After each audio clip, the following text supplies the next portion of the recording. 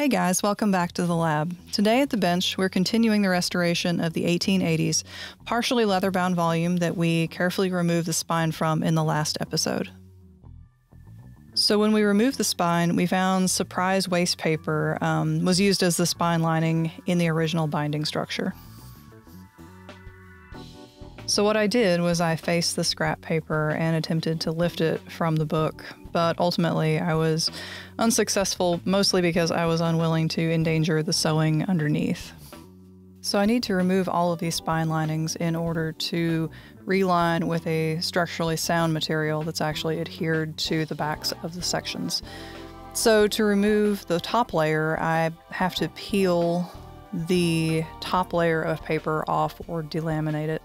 When this paper is made, it is calendared and it was produced with sizing and fillers that make it easy to write on, but it also makes this paper somewhat water resistant, which doesn't help me any because I need to use moisture to remove it.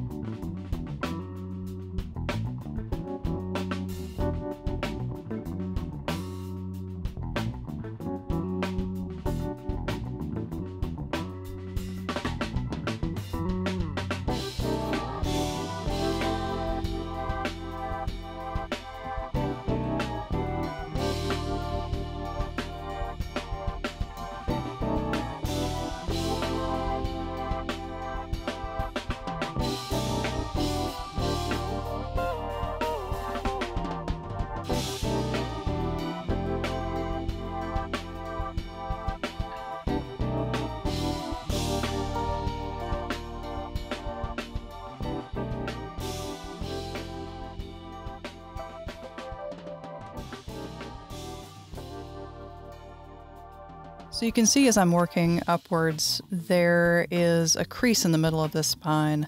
And so that indicates that there's a section of book that's sewn in that is not in line with the other sections. So this could be because it's a popular spot in the book. I'll see this a lot with Bibles where, like in the middle, they will have the marriage and birth and death records handwritten in that section, because it's referenced a lot. There will be a crease that indicates wear and tear.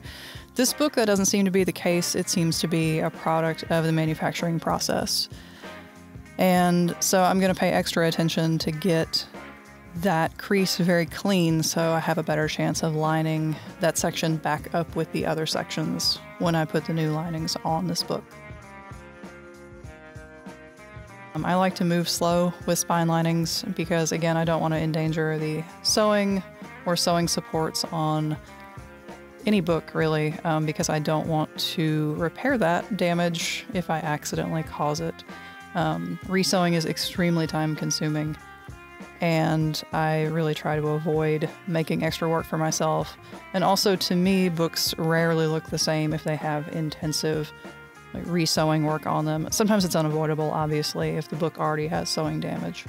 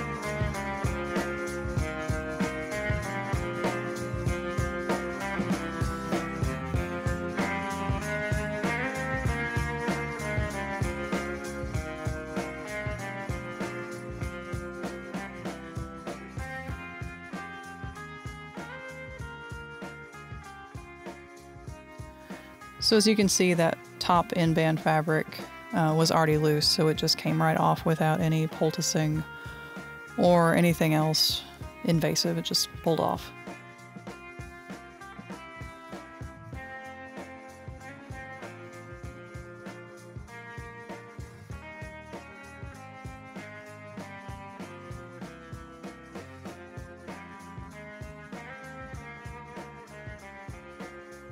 So this is the part where I add the moisture to the spine linings to rehydrate them in an effort to remove them from the book. So I will put the poultice on there and then put plastic wrap over the spine to hold that moisture and humidity in to help what's underneath the paper and the paper itself swell so I can remove it easily.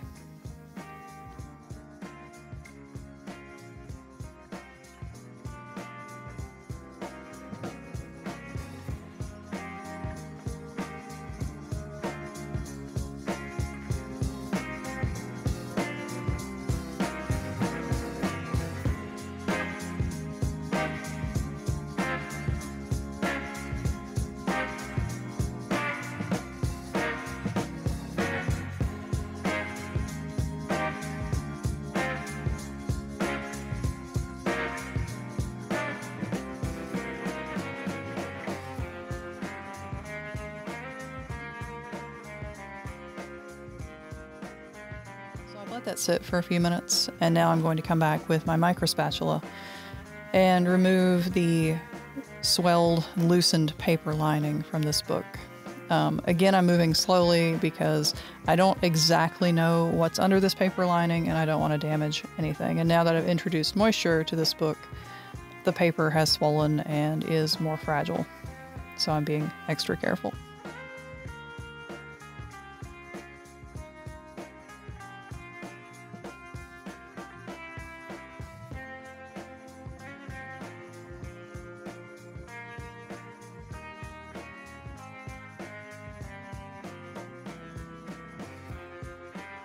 So you can see under the paper lining, there is a cloth lining, and this is a traditional style of cloth that was used in bookbinding for years and years and years. And I hate it. I do. I just hate it because it doesn't provide the structural support needed for these books. I think it was selected because it most easily allows adhesive to penetrate while providing support. But at the end of the day, it, to me, just doesn't do the job.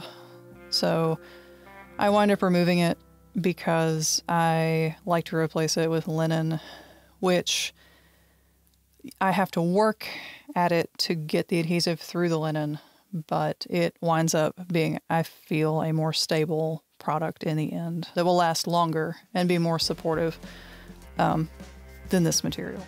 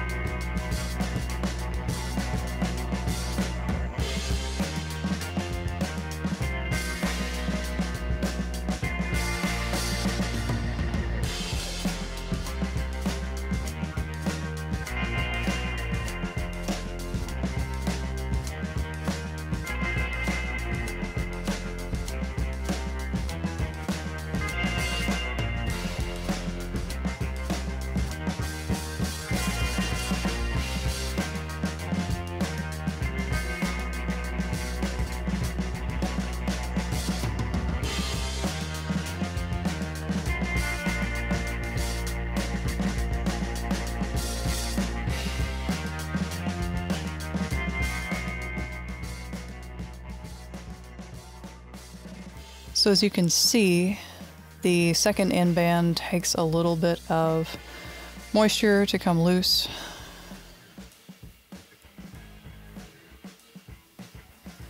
But it does. And underneath it reveals the bottom sewing section called a kettle. And you can see it looks like one is maybe a knot and one is sewing support material, that cord. But I want to get these clean, but I don't want to damage them at all. And so you'll see me work on them a bit in this video very carefully, because I don't want to, again, damage the sewing of this book.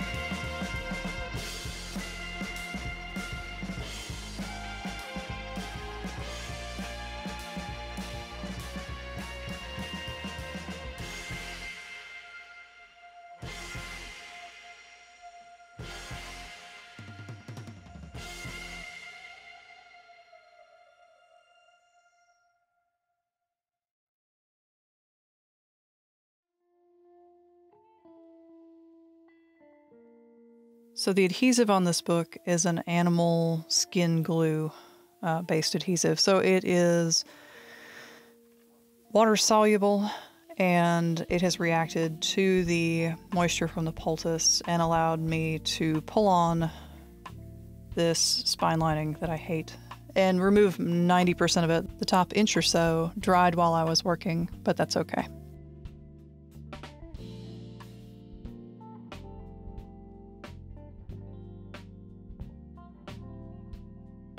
Because I just repoultice it and then remove it.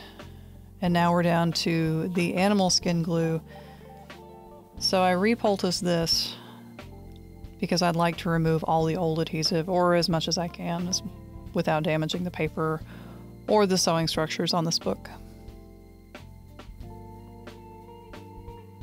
Oh, and the reason I'm obsessing about the sides of the book while I'm using the poultice material is I don't want to get the leather wet. I don't want to expose it to any moisture because it can darken, and it almost certainly probably will darken, and that doesn't look great. So you'll see me wipe down the sides of this book as I'm working on it. So I've let the animal skin glue sit under saran wrap for a few minutes, and now I am going to make my way down the spine again, cleaning off the residual animal glue as I go.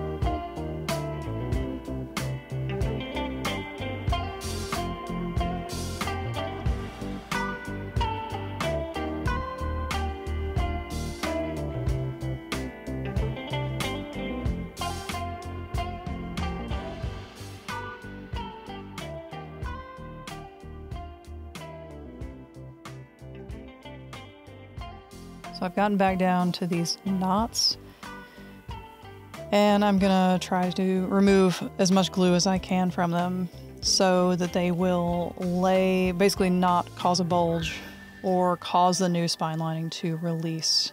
I would like them to lay as flat as possible against the spine when I reline it.